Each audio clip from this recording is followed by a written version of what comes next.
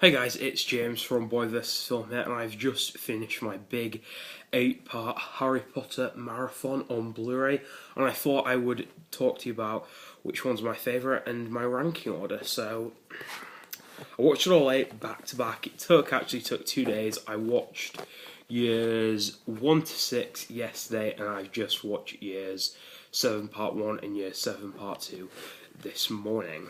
Now, this is a list, this is my own opinion, and you will probably have a very different opinion to my own, but let's get started. Coming at number 8 is Harry Potter and the Order of the Phoenix, David Yates' first Harry Potter film.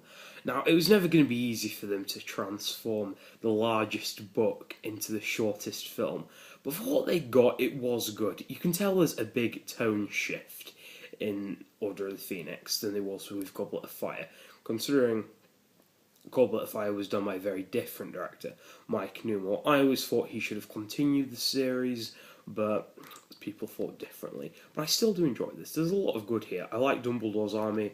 I like Dolores Umbridge. She's a very memorable villain.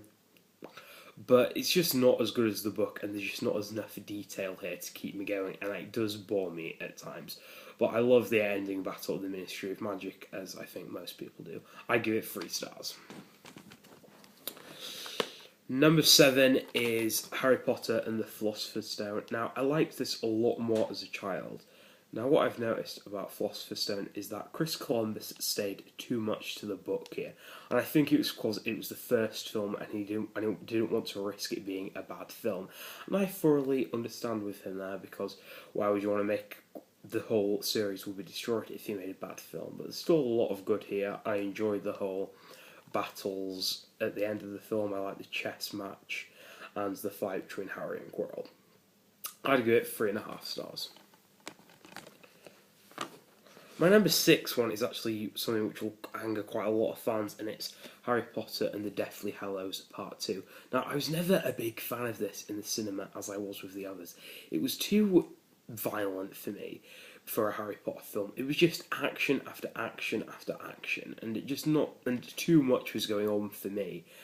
Now the thing with Deathly Hallows Part 1 is they took so much out from the book so that we could have this big epic battle in the second film, and pretty much all of the second book, part of the book, is in here.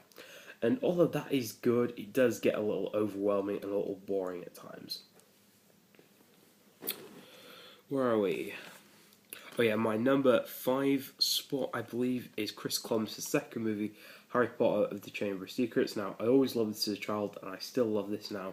John Williams' score really empowers the Chamber of Secrets, and this Tom Riddle's diary scene still freaks me out to this day, and I just love it. I love Dobby at the beginning of the movie and all of the fight against the basilisk and the whole petrifying stuff.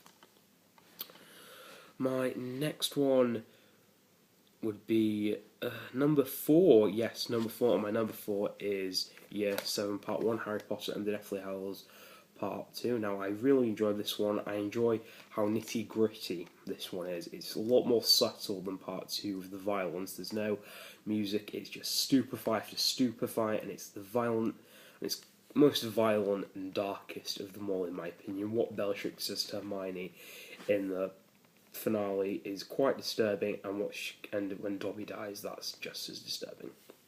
But I love the film, and there's a lot of great stuff in this. Now, my number 3 is Harry Potter and the Half-Blood Prince. This David Yates' best movie by far. I love the cinematography in this film. I think that's one thing which gets quoted the most, is the cinematography.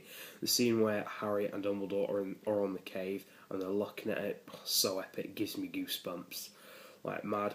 Dumbledore's death was done beautifully, and this film feels like a coming-of-age teenage story, because it's not as doom and gloom as the others, although if you had read the book you knew that there was going to be quite a depressing ending. Now, my number 2 is Year 3, Harry Potter and the Prisoner of Azkaban. Each time I watch this, I notice how dark it is. This one should have been where the 12 start. This movie is a lot darker than, say, Order of the Phoenix and the Half-Blood Prince. Remus Lupin, my favourite character in the film. So glad he got justice. I wish they had expanded on the whole why Snape hates Remus and James's dad. and Harry's dad James. I wish they could have extended on that more, because it's like a full chapter in the book, and it's so thrilling. What they do is they pretend to try and kill Snape by setting Remus on him when he's in his werewolf cycle, which is quite dark, and it's quite emotional in the book too.